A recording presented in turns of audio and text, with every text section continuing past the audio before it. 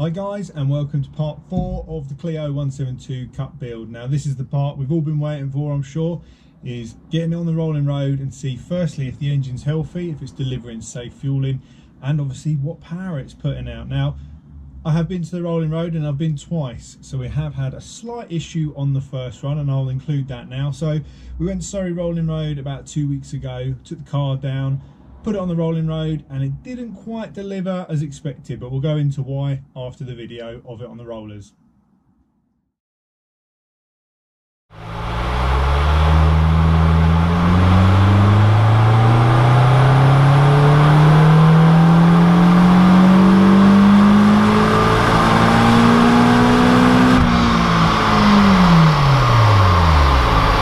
So as you can see, the peak power at 178 horsepower, where I wanted it to be really. It's on a base map, it hasn't been live mapped, so I was expecting 180, 185, but what is shocking is the torque, and if you look at the graph, it literally just drops off from about 3.5, 4k and just doesn't want to play ball, and obviously loses a lot of mid-range for that. Now a lot of people get hung up on peak numbers when you should really look at the whole graph for drivability and how quickly you're going to get to your peak power.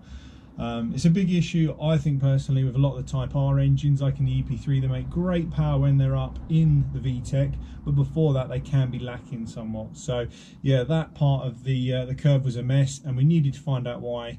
I mean, I think it was pretty clear that the issue was with the cat, as this clip shows 10 minutes after it come off the rolling road.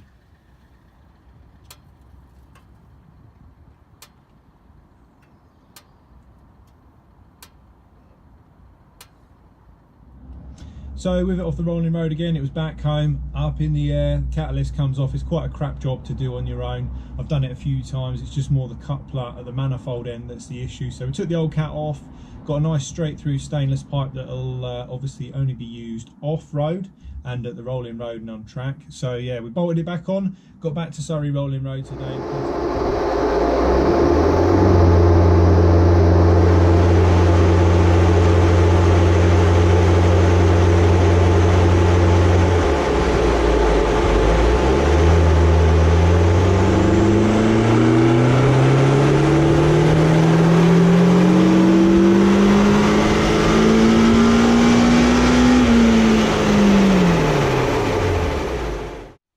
With the decat removed, the car managed to make 181 horsepower.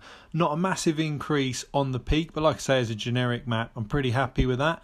What was impressive is the 15 plus horsepower I gained in the mid-range. Now I'll overlay the graph of the before and after of the decat fitting. It was on the same tank of fuel and it was only 2 weeks later, so it gives a good indication of how poorly the standard catalyst was performing, but it had covered 132,000 miles, so I can't be too harsh on it. Finally, it will be on to get the car live mapped, hopefully somewhere relatively local. I don't really want to be driving all over the country, but we should see around 190 horsepower with a nice flat torque curve delivering 150 foot-pounds plus, all the way to about 6,500 RPM. So should be good fun once it's completed. The car drives really well as standard now anyway. It's so light, it feels so nimble and alive that I wouldn't be fussed if this is all it had to give, but I know there's plenty more in there as this is just a base file. So stay with us until the next video, guys, which will probably be looking to get the car mapped and hopefully at some point this year get it on track. I'm dead set on trying to get over to Snetterton in it.